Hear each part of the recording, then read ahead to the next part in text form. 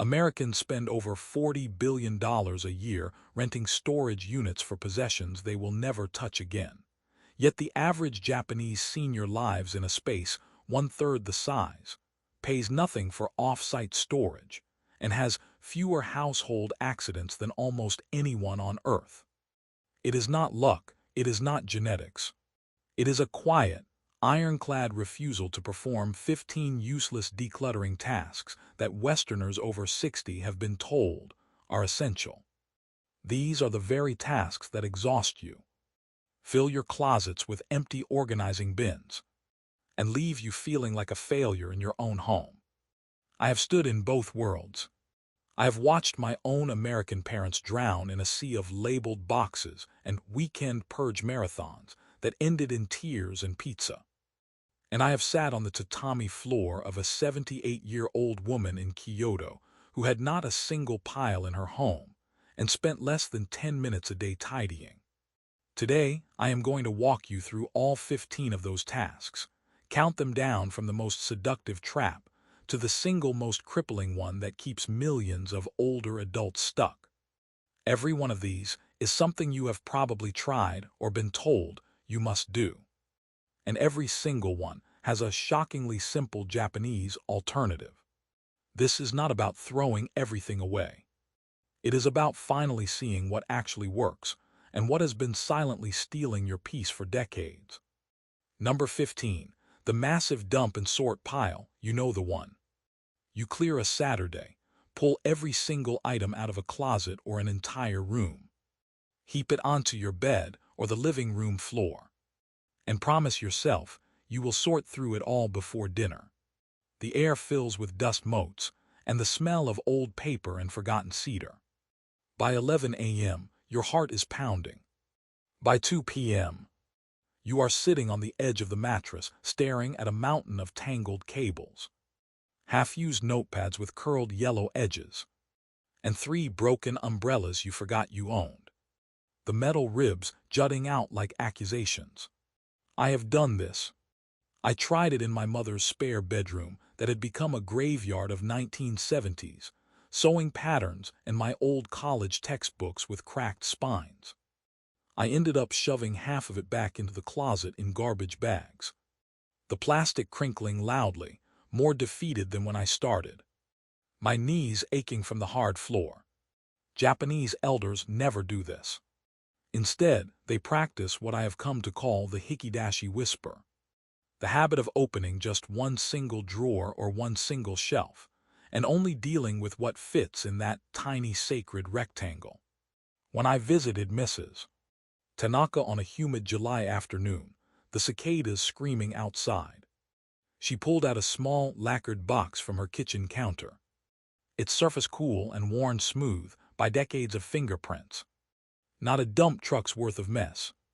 The box held 7 mismatched tea ceremony cloths, each with a unique faint stain from a different season. She held each one for a breath, feeling the grain of the silk, thanked it silently, folded 2 into a donation bag made of recycled newspaper, and slid the box back with a soft click. That was it. 4 minutes. The whole kitchen still smelled of the last green tea she had made. Researchers at Princeton University's Neuroscience Institute have demonstrated that physical clutter overwhelms the visual cortex and drains working memory, making decision-making exponentially harder when faced with too many objects at once. A mountain of junk literally makes you dumber in the moment. The Japanese approach, rooted in the ancient principle of kanso, or simplicity, acknowledges that the human brain can only honor a few items at a time. They treat decluttering not as a demolition project, but as 1,000 small, manageable bows of respect. I need to be honest with you. The first time you try this whisper method, a voice in your head will scream that you are being lazy, that you should be pulling more, doing a proper purge. That voice is the Western clutter industry that has kept you exhausted. Ignore it. If you are over 60 and you have tried the giant pile method more than once and blamed your willpower, I need you to hear this. It was never your fault. The method itself is a betrayal of how your mind works. Starting today, I want you to walk to your most chaotic drawer, open it. Feel the resistance of the wood on its slides, and remove exactly 5 things you can either discard or relocate. Then close the drawer and listen to the solid thump of it shutting completely for the first time in months. That is it. That is the whole habit. It will feel too small to matter, and that is precisely why it works. Number 14. Buying matching storage containers before you have decided what to keep. This is the siren song of the big box store. You walk in, see a wall of pastel bins, the plastic smelling faintly of petroleum, and suddenly believe that, if you just own enough woven baskets and clear shoeboxes, your clutter will voluntarily organize itself. I once spent $127 at a container store in Ohio the week before tackling my garage. I remember the weight of the receipt in my hand. The bins sat empty in the trunk for 2 months, sliding around with each turn, while the garage got messier. Japanese households, especially those of older generations, rarely purchase dedicated organizing products before the discarding phase. They use furoshiki, simple square cloths in faded indigos and muted persimmon dyes, to wrap seasonal clothing or kitchen items.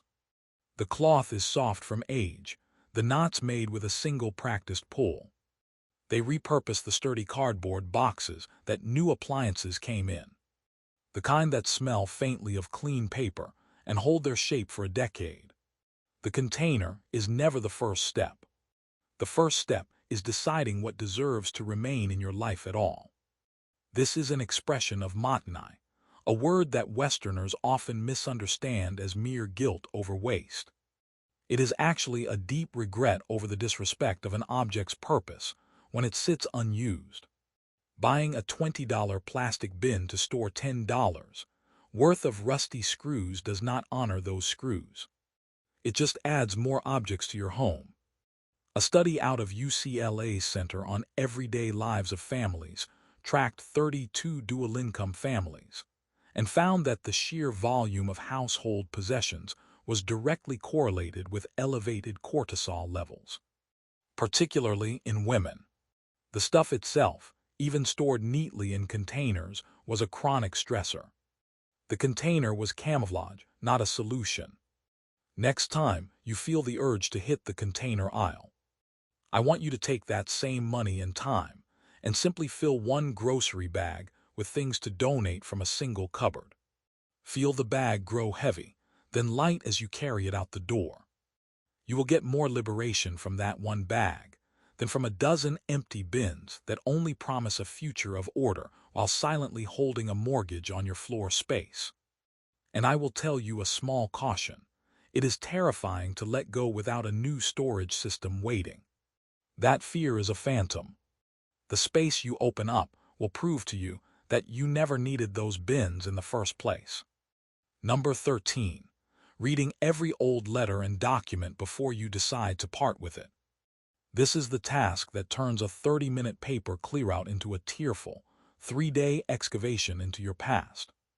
I witnessed my father attempt this with a banker's box of yellowed correspondence from the 1980s. The box smelled like a library basement, slightly sweet and musty. He emerged with red-rimmed eyes. Having kept every single birthday card from a second cousin he never called. The paper brittle at the edges. Japanese elders approach paper very differently. They often practice what I have come to think of as the arigato sayonara ritual. They take a stack of old documents, bank statements, expired warranties, even sentimental postcards with faded ink, and before recycling them, they simply place a hand on the bundle, palm flat, feeling the coolness of the paper, and whisper a quiet thank you. I heard one woman do it, the word almost a breath, barely stirring the air. Then they let go without rereading a single sentence. This is not coldness. It is deeply rooted in Shinto animist traditions that believe objects absorb energy and memory, and that you can honor the essence of a thing without reliving its entire narrative. Attempting to process every word on every scrap of paper is a recipe for decision paralysis. A 2016 study in the Journal of Consumer Research found that physically touching a sentimental item increases endowment effect and makes discarding it significantly harder. Each page you flip through sinks a deeper emotional hook into your brain, the texture of the handwriting pulling you back to a moment. By the time you finish reading, you are no longer making a rational decision about space. You are negotiating with your own biography. The genius Japanese shortcut is to acknowledge the paper's role in your life. Express gratitude for the information or the relationship it represents, and then allow it to move on without a forensic re-examination. Try this with one file folder this week. Do not open it. Hold the folder, feel its weight in your hand. Say thank you in your mind as you look at the cardboard tab, and drop it directly into the recycling bin. The sound of it landing may startle you.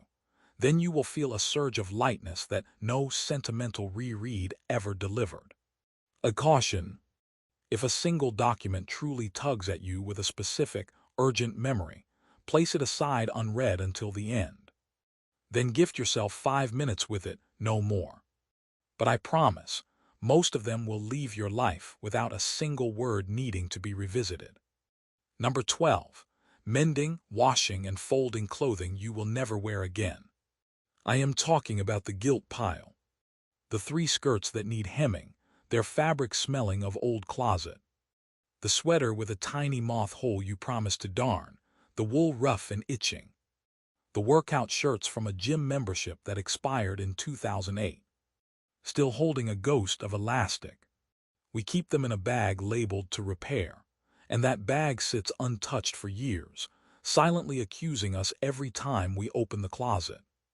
Japanese seniors, even those who lived through wartime scarcity, do not hoard projects. They have a word for putting things in proper order: sari. Sari is not just physical sorting. It is the clarity that comes when you accept that a garment has finished its service, that its threads have given all they had. When I asked Mrs. Tanaka about her mending pile, she looked confused, her brow furrowing, and then opened a drawer to show me 3 cotton handkerchiefs she had recently cut from an old yukata robe that was too frayed to wear. The fabric squares were edged with tiny, neat stitches, and the rest of the robe had already been dispatched, not a scrap left. She did not save the entire robe for some distant day when she might feel like sewing. She took what was usable now and released the rest with gratitude. The Western habit of holding onto unwearable clothes until we fix them is a psychological trap anchored in the sunk cost fallacy and guilt. A survey by a major sustainability nonprofit in the UK found that the average person over 55 has at least 18 items in their wardrobe that have not been worn in over 2 years, many of which are waiting for a repair that will never happen. These clothes do not need mending. They need permission to leave. Starting today, pull every garment that needs a repair out of your closet and lay them on your bed. Feel the different textures under your fingertips, the coolness of silk, the stiffness of dried elastic. Set a timer for 5 minutes. In that time, decide which ones you would genuinely wear next week if a fairy magically fixed them in your sleep. Donate or recycle the rest immediately. No cleaning, no folding, just into a bag and out the door. Do not get trapped by the idea that you must wash them first. That is another delaying task. I did this with my own collection of faded band t-shirts, the cotton worn so thin I could see my hand through it. I felt like I was abandoning my youth. Instead, my closet finally breathed, and I discovered I had a favorite sweater I had forgotten existed because it was buried under the shame of 20 other projects. That morning, I put the sweater on, and it still smelled faintly of cedar from a wooden hanger I had forgotten I owned. Number 11. Scanning every photograph to digital before letting the originals go. This is the digital hoard that promises a clean house while giving you a new full-time job. I have watched clients spend entire months of their retirement hunched over a scanner, the whir and click of the machine filling the room, feeding hundreds of blurry vacation snapshots into a hard drive, all while their living room remained buried under albums with cracked leather bindings. Japanese elders rarely do this. They often keep one physical photograph per loved one or per pivotal life event, placed in a small, beautiful kekiku, a hanging scroll that changes with the seasons, the paper subtle and textured, or in a single slim album bound in cloth. The rest are released with a quiet acknowledgement of mono no aware, the gentle sadness and beauty of impermanence. The idea that you must preserve every visual memory is an illusion that the digital age weaponized against peace. Scientists from the University of California have noted that the act of taking thousands of photographs actually impairs memory encoding, because the brain offloads the task to the camera. Similarly, holding onto physical photographs waiting for a scanning project can create a lingering low-grade anxiety. You are not preserving your past, you are deferring a decision and adding a burden. The next time you open that shoebox of photos, do not look for the USB cable. Instead, listen for the soft rustle of the stack. Select 3 images that spark an immediate warm recognition, perhaps a face that makes you smile involuntarily, and place them in a spot you pass every day, on a windowsill where the morning sun catches the gloss, or on a small shelf. The light will change the photo slightly each day, which is a truth of life. Then, with full reverence, wrap the rest in clean paper, thank them with a quiet nod, and let the trash or recycling company carry away the weight. A caution: you may feel a pang as the truck pulls away. That pang is not regret, it is release. You do not need a terabyte of nostalgia. You need one clear, present moment with a single image that makes your heart smile, and you will be startled by how often you stop to look at that one photo compared to the shoebox you never opened. Number 10. Labeling everything with a label maker until your home looks like an office supply store. I have been in American kitchens where every flour jar, every toy bin, every cord is labeled, the shiny tape with block letters peeling slightly at the edges, yet the owner still cannot find the measuring spoons because there are simply too many things. The label maker itself, with its plastic body and that particular sharp sound of the print head, becomes a crutch. Japanese elders rarely use labels. They rely on what I call maideru, or visible transparency. When you only have 5 plates, you can see all 5 at a glance, the subtle differences in their glaze distinguishing them. You do not need a label that says plates. Excessive labeling is a symptom of excessive stuff. It tricks the brain into believing that if something is categorized and named, the clutter problem is solved. The solution is not better signage. The solution is fewer objects. Research from the Princeton Neuroscience Institute I mentioned earlier also showed that visual clutter causes competition for neural attention, making the brain work harder to filter out irrelevant objects. Labels do not reduce that filter load. They just add more text for your eyes to scan.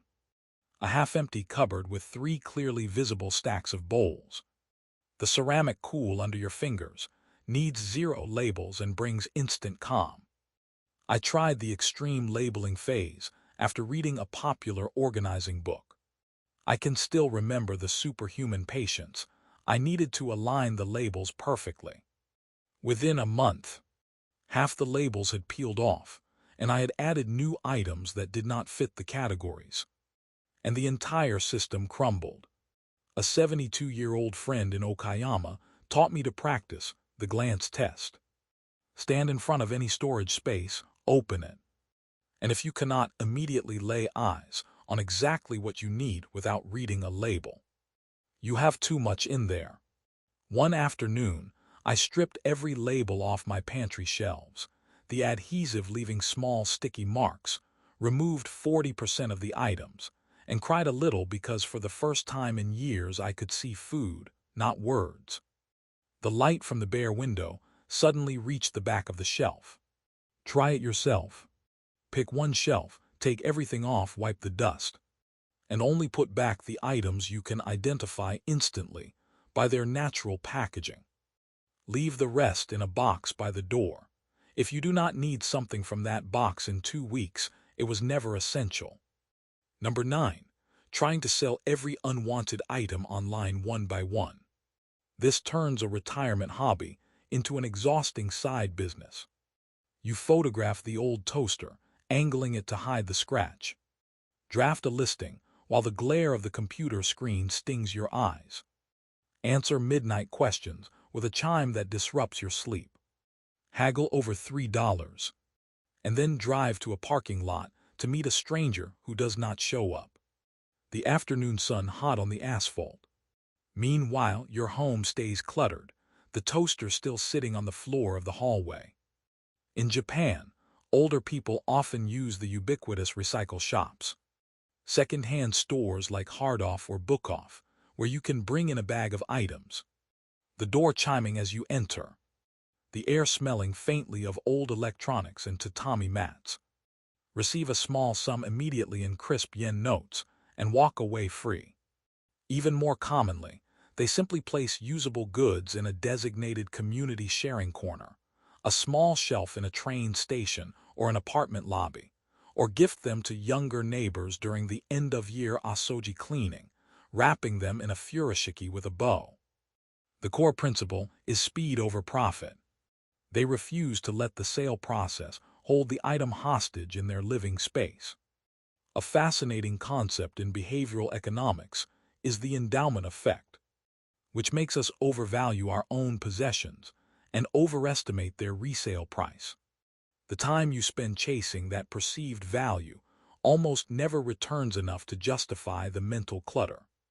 I wasted 6 months of my mid-50s trying to sell vintage camera lenses, each one heavy and cool, with a delicate aperture ring.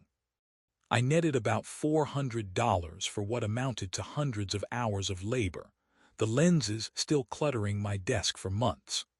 Had I donated them to a school photography club in week 1, I would have gained 180 days of a clean desk and the joy of giving, of imagining a student's hands on the focus ring. If you are sitting on a pile of items you plan to sell someday, give yourself a strict 48-hour window to list them at one flat price as a lot. One photograph, no elaborate descriptions. Whatever does not sell leaves your home through donation or responsible disposal by sundown on the second day. The sound of the empty space afterward, the absence of that mental ticker, will feel like a $1,000 raise. A caution: your mind will whisper that you are throwing away money. You are not. You are buying back your time at a rate far higher than any resale site ever offered. Number 8. Roping your adult children or your spouse into a weekend purge marathon. This is the family battleground that rarely ends well. Tensions flare, old resentments surface over who gave what to whom, and by Sunday night, the air in the house feels thick and bruised. Half the clutter is still there, and everyone needs a vacation from each other. I remember a neighbor whose son flew in for a 3-day blitz, and by the second afternoon, I could hear their voices rising through the walls, something about a broken rocking chair and a forgotten promise. Japanese households do not rely on the drama of a family intervention to maintain order, because the daily rhythm of katazuke, tidying up, is woven into individual ritual, not a collective crisis. Children are taught from the age of 3 to return their school bag to a specific spot, the canvas thumping softly, and clear their toys before dinner. By the time they are adults, the habit is as natural as brushing teeth. When a Japanese senior feels the need to let go of possessions, they often do it quietly, without fanfare. The only sound the slide of a drawer or the snip of scissors. They respect that their emotional attachments are their own journey and not a group excavation. A 2019 study published in the Journal of Gerontology found that older adults who maintained autonomous control over their personal space reported higher life satisfaction than those who felt pressured by family to declutter. The pressure itself can be as harmful as the clutter. If you have been waiting for your daughter to fly in for a 3-day blitz, I want you to release her from that role and release yourself from the guilt. Start a Saturday morning with a single small act. Just you and a cup of green tea steaming beside you, the liquid a pale jade. Do not tell anyone. Pick up one item, feel its texture, decide. You will discover a quiet strength, a new muscle in your spirit that no amount of family pleading could ever unlock. And the peace you create will be entirely, sweetly your own. Number 7. Sorting items by color or size like a magazine spread. This is the Instagram trap. You organize your books in a rainbow gradient, their spines glossy and bright. Your tea tins by height like soldiers, your towels folded into perfect swans. And for 3 days it looks stunning. Then life happens. You need a book that ruins the gradient, the pages smelling faintly of dust as you pull it out. You cannot find the salt because it is hidden behind a decorative jar, and the towel swan becomes a crumpled mess because you actually had to dry your hands, the terry cloth damp and misshapen. Japanese aesthetics, especially the concept of shibui, value understated functional beauty. A home is not a photo shoot. It is a living organism that must support the rhythms of eating, sleeping, and breathing, the scent of miso soup in the morning, the sound of slippers on wood. The elderly in Japan often use simple shikiri, or dividers, to create graceful compartments that prioritize ease of access over visual drama. These dividers might be small wooden slats or bamboo trays, their grain softened by touch. They might store all tea items together on one tray. Dark and light packages side by side, regardless of color story. Because that makes sense when you are making tea at 6 a.m., your eyes still sleepy. I once spent an entire Sunday arranging my pantry by color, the effort making my back ache. By the following Friday, I had bought groceries that did not match. A bright red bag of lentils, and the whole system collapsed, leaving me with an ugly pile of cans on the wrong shelf and deep frustration. The cure is to abandon aesthetics as the goal and instead ask one question. Can I reach this with one hand in the dark? If the answer is no, your system is fighting you. Walk into your kitchen tonight, turn off the lights and reach for a mug. If you cannot find one in seconds, your arrangement is betraying your daily life. Realign it now by grouping things by function, how you actually cook and eat, not by a color wheel. The calm you feel will be immediate and lasting. Number 6. Creating a massive sentimental memory box for every child, every family member, every phase of life. That memory box multiplies and metastasizes until you have a basement full of plastic tubs labeled Sarah's art, trip to Florida, mom's recipes. The tubs are heavy, the plastic cracking at the corners, and each one holds a smell of old paper and dust that rises like a ghost when you lift the lid. Japanese families often dedicate a small butsudan, or Buddhist altar, to honor ancestors and departed loved ones. On that altar, space is extremely limited. You might place a single cherished photograph, the paper slightly yellowed, a favorite teacup of the deceased with a faint crackle in the glaze, and an incense holder, and when the incense burns, the thin line of smoke curls upward in the quiet room. That is it. The essence of the person is honored in a few square inches, not in a 50-gallon tub of crayon drawings and macaroni necklaces with dried glue. I am not suggesting you install a religious altar, but I am urging you to adopt the principle of symbolic compression. Choose 3 items that represent your relationship with your mother or your child's childhood, and release the rest. Let your hands linger on each item, and if the texture does not immediately bring the essence of that love, let it go. A study from the Yale School of Medicine found that the clutter of unresolved sentimental objects can trigger anticipatory grief and prolong the natural healthy course of bereavement. You are not preserving love in a Tupperware bin. You are burying it under plastic. This week, take one memory box and hold each item briefly. If it does not immediately crack your heart open with pure, distilled love, the kind that makes you gasp, do not put it back. You will be shocked at how few objects hold that voltage. A caution. This might be the hardest thing you ever do. Do it on a morning when you feel rested, when the sunlight is soft through the window, and have a hot cloth nearby to wipe your hands. The process is sacred, not rushed. Number 5. Writing down every memory associated with an item before letting it go.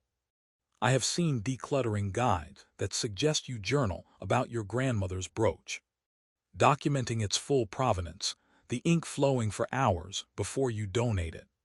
This is a noble intention that becomes a second prison. The Japanese way, deeply informed by Ishindenshin. The idea of heart-to-heart communication beyond words. Trusts that the memory lives within you, not on a piece of paper that you will then have to store and eventually declutter later. The paper itself yellowing and adding to the pile. When Mrs. Tanaka handed me her late husband's fountain pen, she did not open a diary. She touched it to her forehead for a moment, her eyes closed. The silver of the pen catching the light, smiled, and placed it in my hands as a gift. The metal was warm from her skin. The memory was in her bones, in the way her fingers had held it, not in a notebook. Writing down memories is yet another form of hoarding, just with words. Cognitive science research has long shown that the act of writing down a memory can actually alter it, solidifying certain details while the rich sensory texture fades.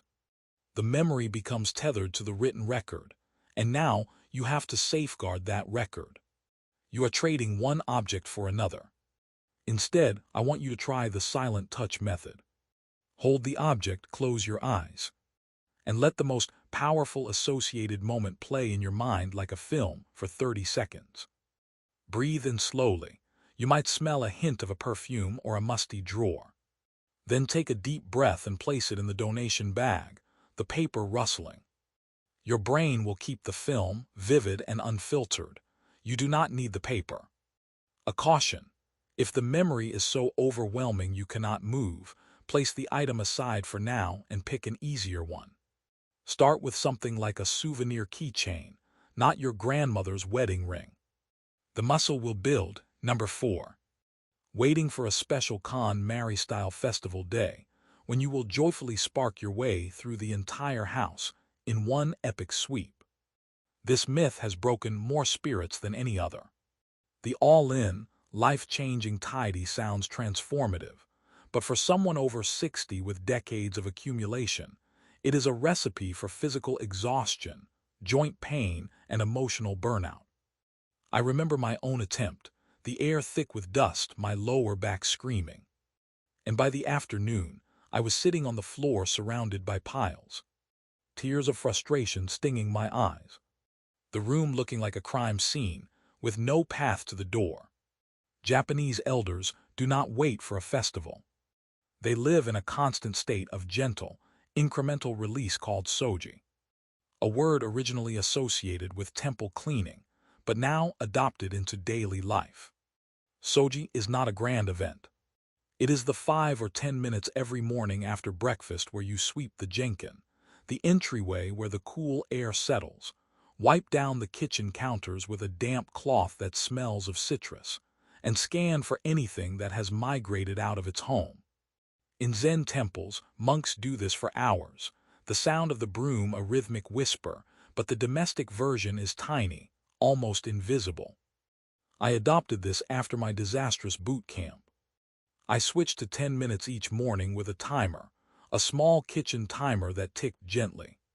In 2 weeks, my home felt lighter than it had in a decade, and I never broke a sweat.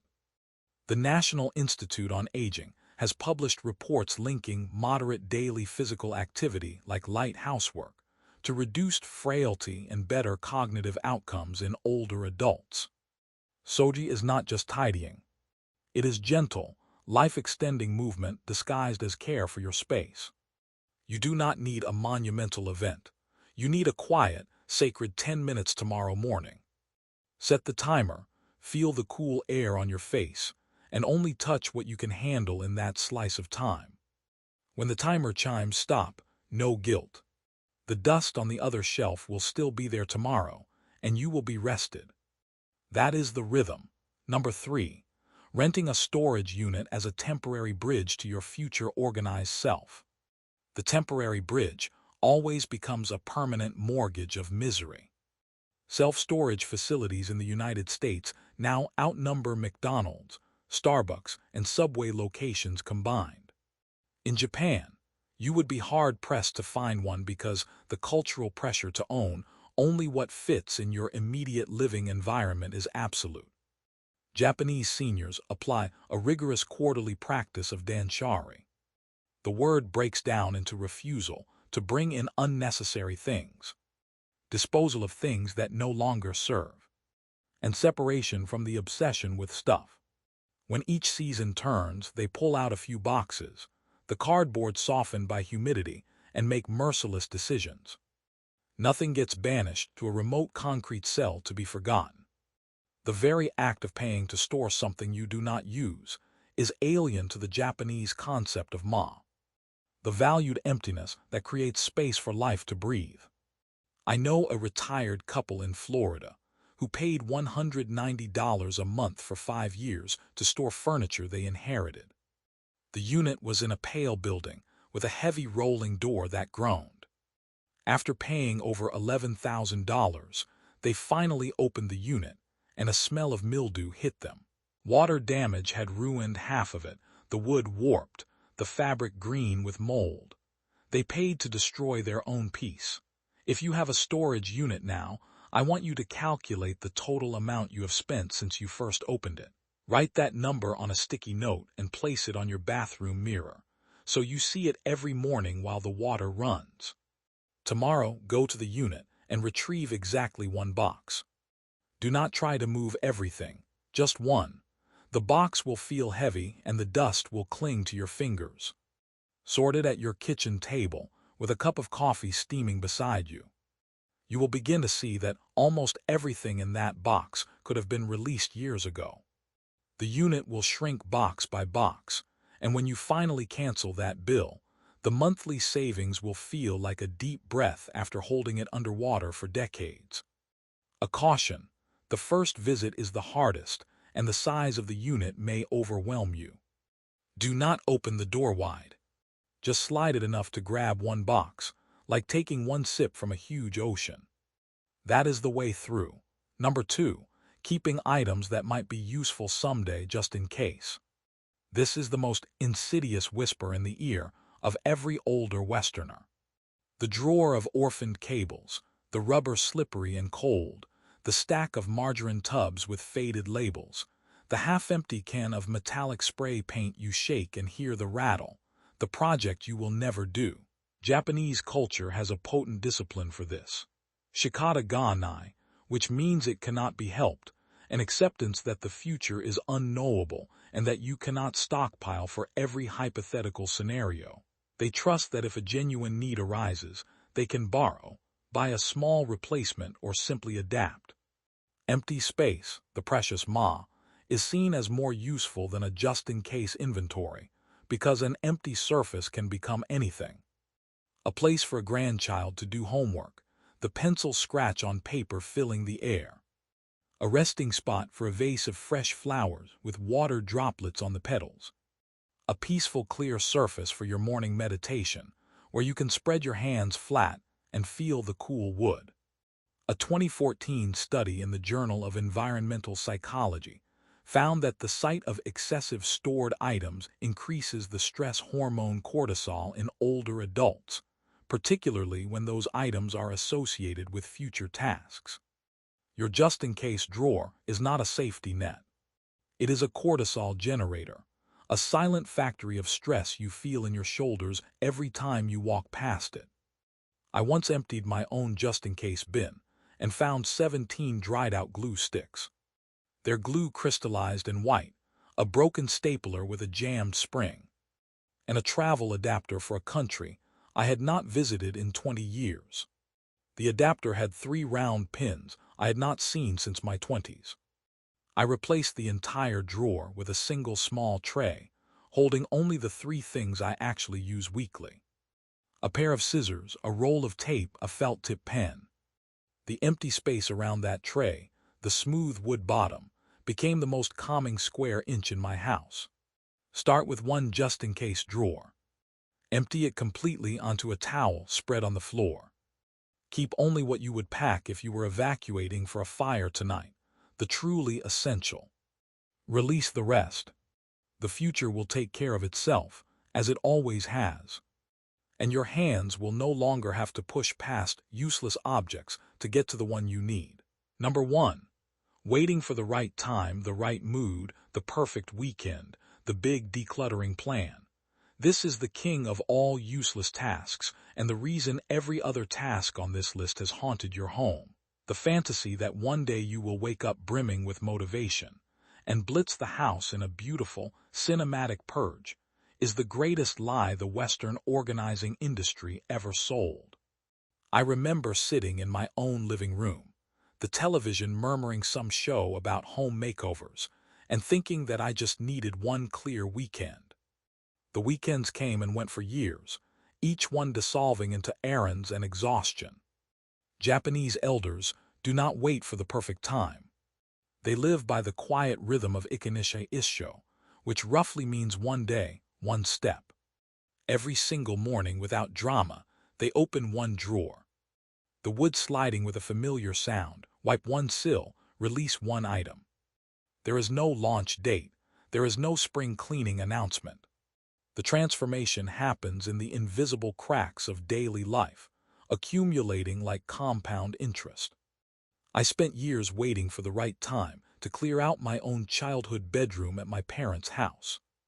I would stand in the doorway, the same carpet, the same faded wallpaper with its pattern of small flowers, and tell myself next month. I waited until my mother passed. Then I waited until I felt emotionally ready. Then I waited until the next holiday. What finally broke the paralysis was a 72-year-old calligrapher I met in Nara who told me, "The right time is the moment you notice the dust on a single leaf." He said it while holding a brush, the inkstone grinding softly, and his studio was immaculate but not sterile, lived in and breathing.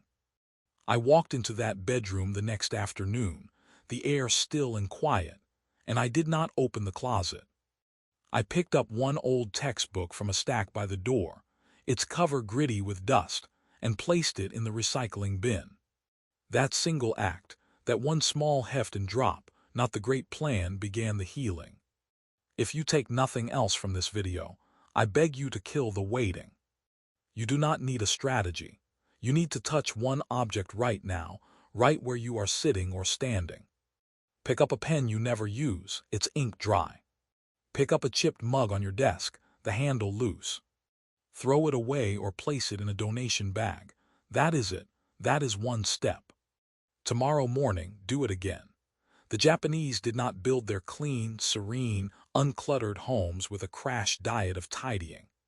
They built them one gentle, undramatic breath at a time, and every single one of those breaths was a refusal to perform the useless, exhausting tasks that we in the West mistake for progress.